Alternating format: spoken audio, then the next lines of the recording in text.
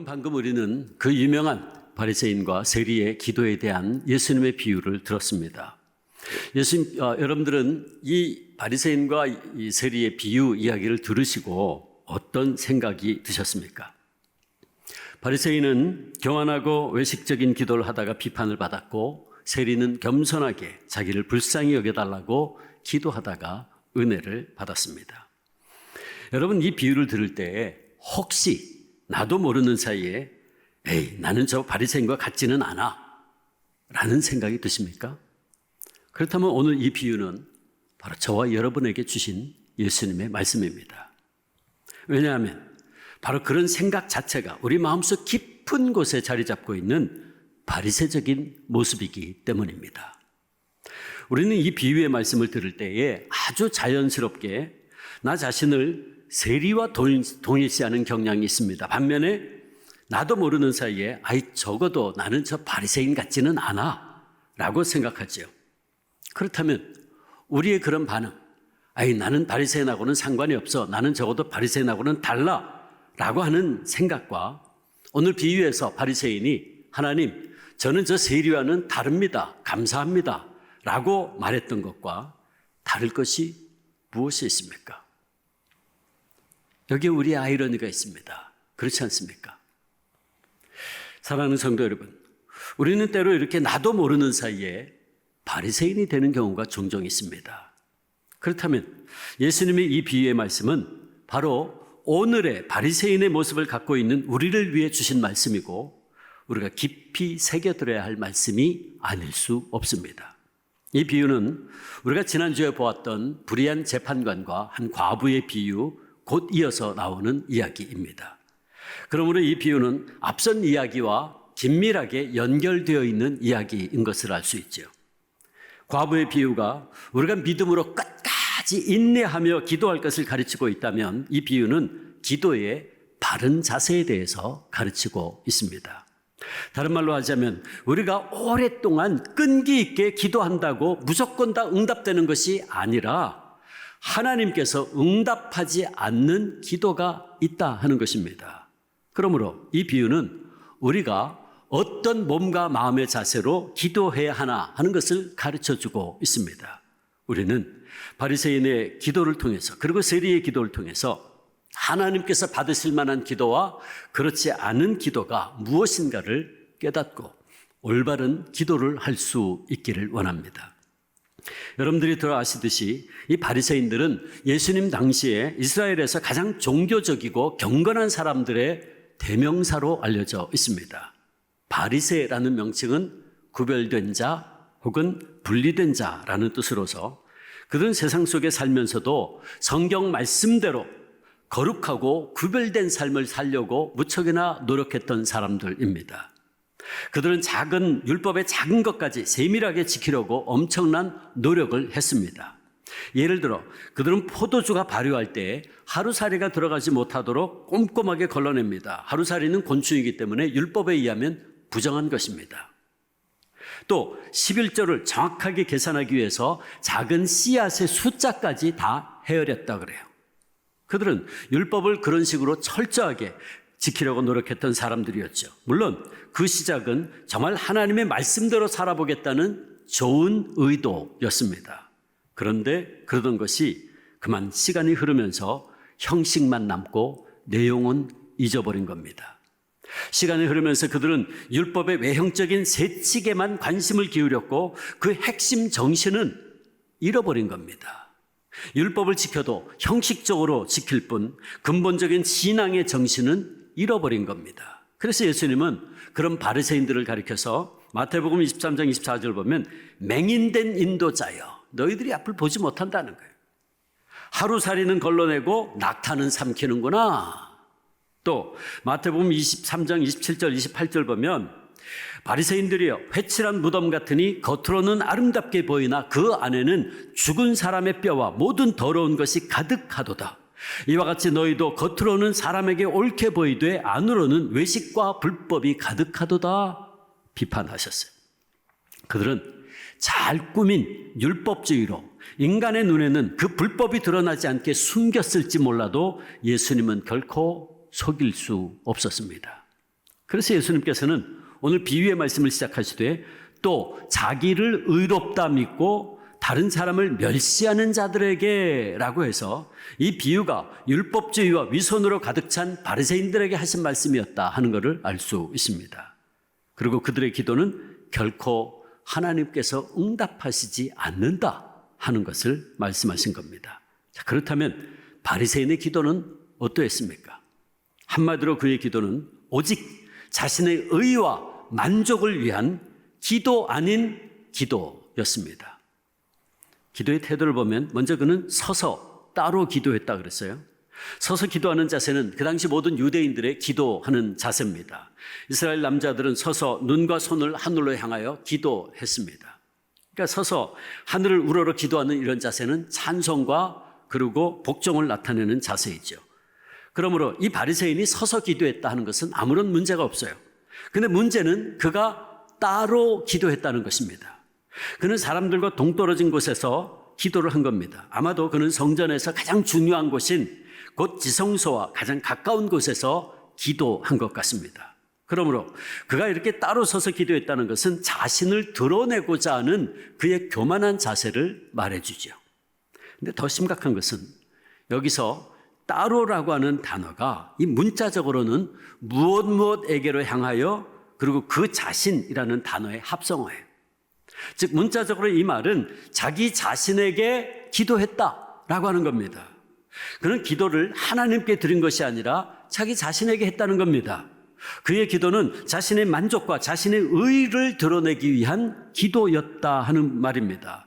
한마디로 그의 기도는 하나님께 드린 기도가 아니라 자화자찬하는 독백이었습니다. 그가 한 기도의 내용도 보면 그는 형식적으로 먼저 하나님의 이름을 부르고 또 말로만의 감사를 언급한 뒤에 전혀 기도의 내용이 없습니다. 기도의 내용이 없어요. 게네스 베일리는 중도의 눈으로 본 예수에서 지적하기를 1세기 유대인의 경건에 의하면 그 당시 유대인들의 기도는 주로 세 가지 내용이 담겼는데 첫째는 죄를 고백하고 둘째는 베풀어 주신 것에 대한 감사를 하고 셋째는 자신과 다른 사람들을 위한 간구를 했습니다. 고백, 감사, 간구. 이게 1세기 유대인들의 기도의 핵심적인 내용이었어요. 그런데 이 바리새인은 형식적인 감사를 한 후에 죄에 대한 고백도 없고 그리고 그 어떤 간구도 하지 않았어요. 오직 그가 한 것은 하나님의 이름을 형식적으로 한번 부르고 난 후에 나머지는 모두가 다 나입니다. 나뿐이에요. 원문에는 11절과 12절에 나라는 말이 5번 등장합니다. 우리말 성경은 2번 번역했는데 근데 5번 등장해요. 나는 토색도, 나는 불의도, 나는 간음도 하지 않고 나는 일주일에 2번 금식하고 나는 11조도 한다. 철저히 한다. 원래 율법에 의하면 유대인들은 1년에 딱 한 번 대속죄일에 금식하게 되어 있습니다. 그런데 그는 1년에 한 번이 아니라 일주일에 한 번도 아니라 일주일에 2번 기도했다. 또 소득의 11조를 드린다 그랬는데 여기 소득의라는 말을 원문을 읽어보면 내가 소유한 모든 것이라는 뜻입니다. 원래 11조는 수입의 10분의 1을 드리는 것인데 이 사람 말하기를 자신의 모든 재산에서 11조를 드렸다 그랬어요. 그러므로 여기서 그가 강조하고 있는 것은 자신이 율법이 요구하는 율법의 요구를 능가하는 의를 행하고 있다라는 것입니다. 그러니 그는 지금 하나님께 기도한 것이 아니라 하나님 앞에서 자기 자랑을 하고 있습니다. 자기 칭찬을 하고 있는 거예요. 그는 스스로를 향해 기도했고 자신의 의를 하나님과 사람들 앞에서 과시했고 하나님께는 아무것도 구하지 않았어요. 이렇게 하나님께 드리는 기도가 아니라 자기의 의를 드러내고 자기 자랑을 늘어놓는 이 기도를 하나님께서 응답하실 리가 만무하지요. 결국 그의 기도는 하나님께 전혀 상달되지 않았고 자기 자신에게만 머물고 말았습니다. 사랑하는 성도 여러분, 기도는 이렇게 자기 혼자 떠드는 고백이 아닙니다. 참된 기도는 오직 전능하신 하나님 아버지께 드리는 고백이요 아버지와 하는 대화입니다. 그런데 문제는 바리새인의 이런 기도의 모습이 오늘 우리에게도 종종 나타날 수 있다 하는 것입니다. 우리가 기도할 때 다른 사람을 의식하면서 기도하거나 혹은 기도하면서 남들이 들으라고 온갖 미사여구를 동원하고 때로는 성경 말씀도 인용하면서 멋있게 기도한다고 해도 그것은 하나님께 드리는 기도가 아니라 자기의 의를 드러내는 자기 만족에 불과할 수 있다 하는 것입니다. 저를 포함해서 교회 목회자들이나 혹은 장로님들이 이런 유혹에 빠질 수가 있는데 그것은 바로 회중을 의식하고 하나님께 드리는 기도가 아니라 회중이 듣기 좋은 기도를 하는 경우입니다. 이런 기도는 아무리 듣기에 아름답고 감동을 주는 내용이라 할지라도 결코 하나님께 상달되는 기도가 아닙니다. 하나님께 드린 기도가 아니라 자기 자신에게 또는 사람들에게 들으라고 한 것이기 때문입니다. 오늘 우리는 누구를 바라보고 기도하고 있습니까? 믿음의 주여 또 온전케 하시는 이 예수님을 바라보고 기도하고 있습니까? 아니면 다른 사람들을 의식하며 나를 바라보면서 기도하고 있습니까? 우리는 하나님만을, 주님만을 바라보며 기도해야 됩니다. 왜요? 우리 하나님은 우리의 문제보다 훨씬 크신 하나님이시기 때문이죠. 우리 하나님은 강하고 능하신 분이시기 때문입니다. 시편 기자는 37편 5절에 내 길을 여호와께 맡기라 그를 의지하면 그가 이루신다 말씀하십니다. 우리가 기도하는 것은 바로 우리 인생의 길을 온전히 하나님께 맡기고 하나님만을 바라보며 나아가는 것입니다. 그러므로 사랑하는 성도 여러분, 우리는 모두 자기의 의를 내려놓고 오직 겸손하게 하나님만 바라보며 오직 하나님 앞에 나아가 우리의 기도와 간구를 드립시다. 우리의 문제보다 크신 하나님께서 반드시 응답해 주실 것입니다. 자, 그렇다면 응답하는 기도는 어떤 것입니까? 이제 세리와 그의 기도에 대해서 생각해 보겠습니다. 먼저 세리는 예수님 당시에 이스라엘 사회에서 누구에게나 멸시당하던 사람이었습니다. 그들은 민족의 배신자요, 범죄자요, 로마의 앞잡이로서 모든 거룩한 것을 대적하는 원수 취급을 받았습니다. 그래서 세리는 창기와 동일한 범죄에 속한 사람들이라고 성경은 말하고 있어요. 또 그들은 부정직한 사람들로 정평이 나 있었고 도덕적으로도 가장 저급한 사람들로 여겨졌습니다. 그 당시 세리들은 로마로부터 세금 징수의 권한을 부여받았는데 세리는 어느 지역에 일정한 액수의 금액을 할당한 다음에 최고의 액수를 바치겠다고 하는 입찰자에게, 말하자면 세리들까지 이제 입찰하는 거예요. 그 세리에게 그 지역에서 세금을 거두는 권리를 부여해 주었습니다. 그리고 세리의 세금 부과 재량권의 폭이 굉장히 넓었는데 따라서 세리들은 로마 정부에 바치겠다고 약속한 액수만 바치면 나머지는 자유롭게 다 자기 몫으로 차지할 수 있었습니다. 그 당시 로마의 속국에 있었던 모든 사람들이 내는 세금은 대표적으로 세 가지였는데 첫째가 인도세입니다. 개인 주민세 같은 거죠. 사람의 머릿수에 따라 내는 세. 그 다음에 토지세입니다. 재산세죠. 그리고 세 번째가 수입의 10%를 바치는 소득세였어요. 인도세, 토지세, 소득세. 이게 세 가지 대표적인 거예요. 이건 누구나 다 해야 되는 겁니다. 그 외에도 수입하고 수출할 때 수입세, 수출세, 도시 항구에 들어가는 통행세, 다리를 건너거나 혹은 국도를 사용할 때에도 통행세를 내야 했어요. 마차를 소유하고 있어도 세금을 내야 했는데 이게 자동차세의 원조인 것 같습니다. 심지어 세리는 어디에서나 지나가는 행인을 멈추게 하고 그의 보따리 안에 있는 어떤 물건에 대해서 세금을 내라고 요구할 수도 있었다 그래요. 이렇게 세리들은 자신의 사리사욕을 취하기 위해서 자신들을 로마 정부의 손에 팔아넘긴 매국노, 일제시대의 친일파와 같은 그런 사람들이었어요. 그러기에 유대인들은 세리를 강도와 살인자와 함께 묶어서 분류했습니다. 자, 그런데 이런 세리가 성전에 올라가 기도를 했는데 그는 멀리 서서 기도했다 그랬어요. 다르죠. 아까 바리새인은 따로 기도했다. 멀리, 이 사람은 다르잖아요. 그는 감히 성전 안에 뜰로 들어가지 못하고 바깥에 있던 이방인의 뜰에서 기도한 것 같습니다. 그는 자신이 하나님이나 다른 사람들 앞에 선뜻 나설 자격이 없음을 알고 있었습니다. 그래서 그는 다른 사람들과 멀리 떨어져 기도한 겁니다. 또 그는 바리새인과는 달리 고개조차 들지 못했다 그랬어요. 바리새인은 유대인의 일상 기도의 모습대로 눈을 위로 뜨고 하나님께 기도했을 겁니다. 그러나 그는 13절 보면 감히 눈을 들어 하늘을 쳐다보지도 못했다 그랬어요. 그는 자신의 죄책과 명예롭지 못한 수치감에 눌려 있었습니다. 그는 자신이 자격 없음을 알았고 그 사실을 솔직히 인정한 겁니다. 또 바리새인은 그가 잘한 일을 자랑하느라고 두 손을 높이 치켜들고 아마 기도했을 거예요. 그런데 반면에 이 세리는 눈을 아래로 향하고 자신의 가슴을 쳤다 그랬어요. 그 당시 보통 사람들이 성전에서 기도할 때의 자세는 그 케네스 베일리의 책에 보면, 중도의 눈으로 본 예수, 그 책에 보면 그 당시 성전에서 보통 사람들이 기도할 때 보면 주인 앞에 서 있는 종처럼 아래를 내다보고 두 팔을 엇갈려 가슴 위에 놓는 것이었어요. 이게 그 당시 모든 유대인들이 성전에서 기도할 때의 자세입니다. 그러나 이 세리는 자신이 지은 죄를 괴로워한 나머지 이렇게 하고 있는 게 아니라 가슴을 쳤다. 중동에서는 보통 여자들이 장례와 같은 슬픈 일을 당했을 때, 비극을 겪을 때에 가슴을 칩니다. 그런데 남자들은 그렇게 하지 않았어요.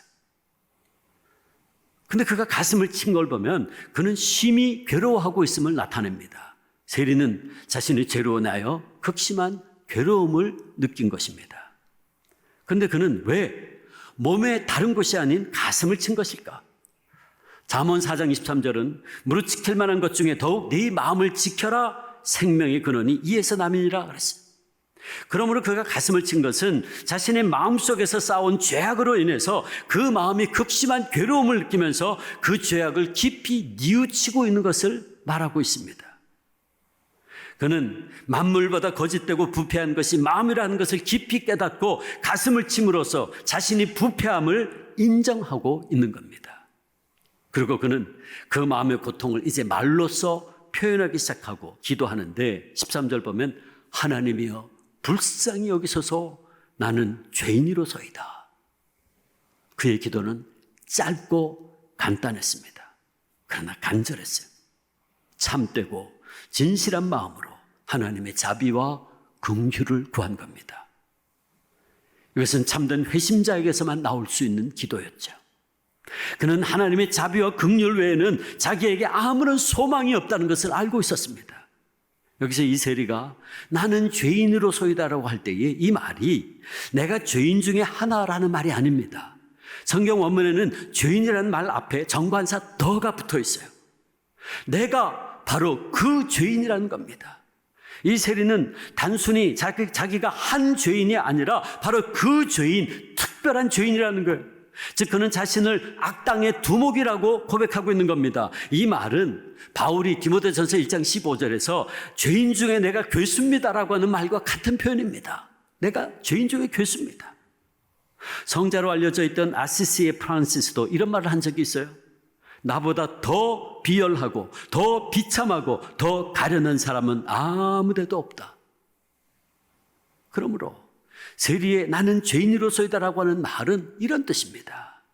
내가 바로 그 죄인입니다. 내가 바로 하나님의 자비를 받아야 할 죄인입니다. 나는 불쌍히 여김이 없이는 살 수 없는 죄인 중에 괴수입니다. 용서받아야 할 죄인은 다른 사람이 아니라 바로 저입니다. 그렇게 고백한 거예요. 이 순간 세리는 다른 사람 생각하지 않습니다. 바리새인이 얼마나 잘난 사람인지, 그가 얼마나 자기를 경멸하는지에 대해서 관심 없습니다. 그는 오직 하나님 앞에 홀로 서 있습니다.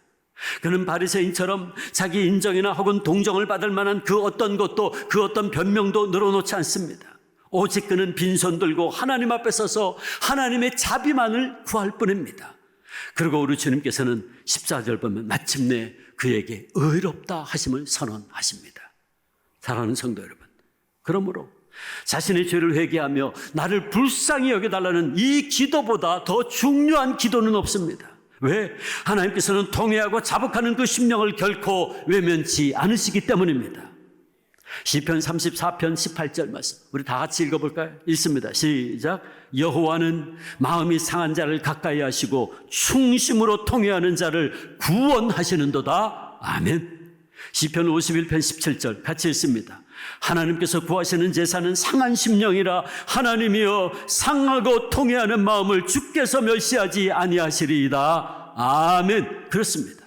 사랑하는 주 안의 성도 여러분, 우리의 상처난 가슴을 두드리고 눈물을 흘리며 회개하는 길만이 우리 인생들이 치료받고 진정으로 살 수 있는 길입니다. 주님, 제가 바로 그 죄인입니다. 제가 바로 그 죄인입니다. 우리가 병들고 깨어진 우리의 인생을 부둥켜 안고 주님 앞에 엎드려 가슴을 치며 눈물을 흘릴 때에 주님께서 우리를 치료해 주시고 우리의 눈물을 눈물병에 담아주시는 위로를 경험하게 해 주실 겁니다.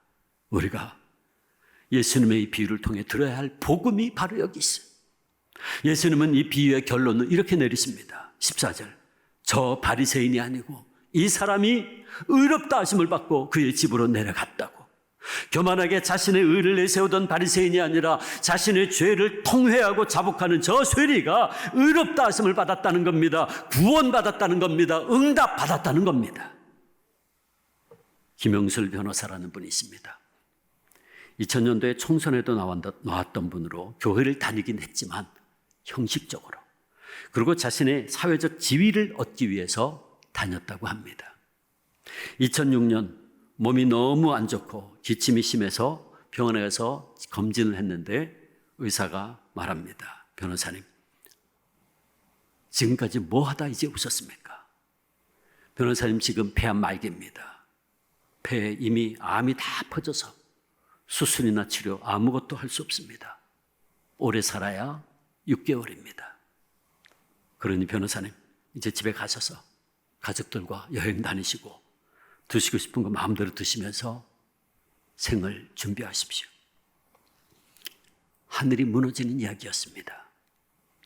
자신은 앞만 보고 달려왔는데 시한부 6개월 인생이 되었습니다. 그때 그에게 떠오르는 것 한 가지는 오직 하나님, 오직 주님께 돌아가는 것이었습니다. 그는 하나님 앞에 나아가 진정으로 회개하며 눈물로 기도하기 시작합니다. 하나님, 지금까지 내가 사람들 앞에서 선한 일 했던 것 다 하나님을 위한 것이 아니라 정치적으로 표를 얻으려고 했던 잘못된 것임을 회개합니다. 제가 너무 가식적으로 하나님을 두려워하지 아니하고 사람들만 의식하며 살았습니다. 하나님, 저를 불쌍히 여겨 주옵소서. 저를 불쌍히 여기사 제게 한 번만 더 기회를 주시면 주님의 영광을 위하여 살겠습니다. 그가 150번 항암 주사를 맞았습니다. 한 번도 힘든 그 항암 주사를 무려 150번이나. 하나님의 도우심이 없었다면 있을 수 없는 일이었습니다. 6개월밖에 못 살 것이라고 했지만 암 말기 진단 받은 지 6년이 지난 2012년 암 환자들을 위한 국회의원이 되겠다고 비례대표로도 출마할 정도로 건강이 회복되었고 그의 말대로 하나님의 영광을 위하여 살고 있습니다. 그는 2011년 자신의 항암 일기를 쓴 눈물 많은 남자에서 이렇게 고백합니다. 저에게 우상은 돈이나 권력, 다른 신이 아니었습니다. 저의 우상은 바로 나였습니다. 내가 바로 가장 큰 우상이었습니다. 결정적인 순간 늘 선택한 것은 하나님이 아닌 나였습니다. 다른 사람들이 바라보는 내가 이룬 것들, 내가 이룰 것들, 이것들이 저의 우상이었습니다. 저는 나라는 우상을 섬기고 있었습니다. 사랑하는 성도 여러분, 오늘 우리는 어떻습니까? 김영술 변호사의 고백처럼 우리의 우상은 우리 자신, 나 자신이 아니었습니까? 우리는 결정적인 순간 바리새인들처럼 늘 하나님이 아니라 나 자신을 선택하진 않으셨나요? 하나님보다 나를 더 드러나게 하려고 하지는 않았나요? 여러분, 이제 나라는 우상을 버리고 주님께 돌아갑시다. 오늘 말씀의 세리처럼 나는 버리고 나의 연약한 모습 이대로, 나의 추한 모습 이대로, 나의 부족한 모습 이대로 주님 앞에 나아가 가슴을 치며 주님의 자비와 긍휼을 구할 때 우리 주님 결단코 우리를 외면치 않으시고 우리에게 자비와 은혜를 베풀어 주셔서 우리의 간구를 들어 응답해 주실 것입니다. 여러분, 이것은 우리 한 개인만의 문제가 아니죠. 다윗의 장막이 무너져 내린 한국교회가 회복되고 소생할 수 있는 길도 하나님, 한국교회가 이렇게 된 것도 바로 저 때문입니다. 제가 기도하지 않았기 때문이요, 제가 주님의 명령에 순종하지 않았기 때문입니다. 제가 한국교회를 위기에 빠뜨린 장본인입니다. 제가 그 죄인입니다. 한국교회 자비와 은혜를 베푸소서라고 진심으로 우리 한 사람 한 사람이 새벽마다 날마다 한국교회를 위해서 주님 앞에 나와 눈물로 통회하며 간구할 때 하나님의 회복시켜 주심의 은혜가 우리 한국교회에 임할 것입니다. 오늘 우리 민족의 살 길도 주님, 제가 바로 그 죄인입니다. 이 민족이 이렇게 된 것은 바로 저 때문입니다. 제가 신앙인으로서 본이 되는 삶을 살지 못했기 때문입니다. 입술로는 신앙인이라고 하나님 믿는다고 그럴듯하게 말했지만 제 삶은 안 믿는 사람과 똑같았기 때문이었습니다. 제가 이 민족의 타락과 교만의 장본임을 고백하오니 이 민족을 불쌍히 여기사 회복시켜달라고 우리가 눈물로 간절히 주님 앞에 나와 자복할 때 하나님의 긍휼이 이 민족 위에도 임할 줄로 믿습니다. 또한 코로나로 인해서 온 인류가 엄청난 고통과 시련 가운데 있는데 온 인류의 치유와 회복도 하나님, 제가 바로 그 죄인입니다. 온 인류가 바이러스로 인해 죽어가고 고통 가운데 놓이게 된 것은 제가 자연을 파괴했고 제가 환경을 오염시키는데 결정적인 역할을 했기 때문입니다. 제가 이 땅을 오염시킨 바로 그 죄인이오니 용서하시고 이 땅이 회복되게 긍휼을 베풀어 달라고 우리가 진심으로 통회하며 주님 앞에 중보하며 기도할 때 하나님께서 이 병든 지구도 회복시켜 주실 줄 믿습니다. 사랑하는 주 안의 성도님들, 누가 정말 하나님 자비를 베푸소서, 제가 그 죄인입니다, 가슴치며 눈물을 흘리며 주님께 배달릴 것입니까?